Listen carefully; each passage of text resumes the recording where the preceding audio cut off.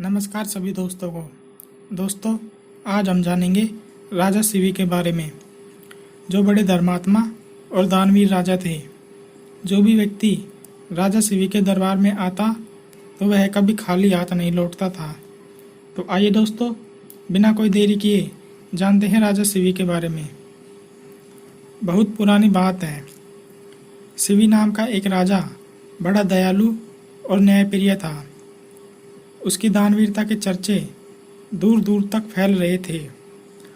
उसके दयालुतापूर्ण कार्यों से राज्य की प्रजा उससे बड़ी प्रसन्न रहा करती थी। उसका यश तीनों लोकों में फैलने लगा। यहाँ तक कि देवता भी उससे ईर्ष्या करने लगे। देवताओं ने इस विषय पर चर्चा करने के लिए एक सभा का आयोजन किया। सभा में राजा शिवी की बढ़ती लोकप्रियता पर सभी देवता बड़े चिंतित थे। उन्होंने निर्णय लिया कि राजा शिवी की परीक्षा ली जाए और इस काम को करने के लिए इंद्रदेव और अग्निदेव को नियुक्त किया गया।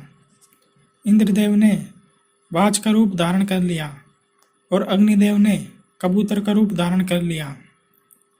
अब दोनों देवता बचने और पकड़ने का खेल खेलते हुए राजा शिवी के दरबार में पहुंच गए।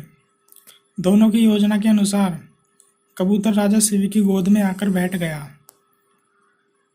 और राजा शिवी गोद में आए कबूतर को बड़े प्यार से हाथ फेरने लगे।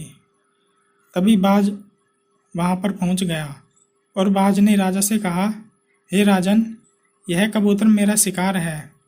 आप इसे छोड़ दें ताकि मैं अपनी भूख शांत कर सकूं। राजा बोले, यह कबूतर मेरी शरण में आया है। अब इसकी रक्षा करना मेरा धर्म है। इसके बदले में आप कोई दूसरा मांस ले लें। बाज बोला, मैं ताज़ा मांस खाता हूँ और यदि आप कोई दूसरा मांस देंगे तो वह आपकी प्रजा का मांस होगा और आपके लिए अपनी प्रजा को मारना अधर्म होगा। राजा शिवी बोले, मैं आपको कबूतर के भार जितना मांस अपने शरीर से काट कर दे दूंगा। उससे तुम अपनी भूख शांत कर लेना। बाज राजा शिवी के शरीर का मांस लेने के लिए तैयार हो गया और तराजू मंगवाया गया।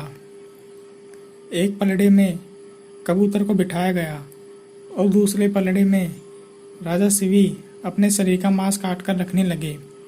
जैसे जैसे राजा अपने शरीर का मांस काट कर रखते जाते वैसे वैसे कबूतर का भार बढ़ता जाता।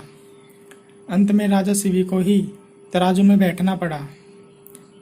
जैसे ही राजा शिवी तराजू में बैठे तो सारे देवता प्रकट हो गए और राजा शिवी की जय जयकार करने लगे। बाज भी अपने वास्तविक रूप में आ गया और राजा शिवी पर फूलों की वर्षा करने लगा। तो दोस्तों, ये है राजा शिवी की कहानी, जिसने अपने शरण में आए कबूतर को बचाने के लिए अपने शरीर का मांस खाने को दे दिया।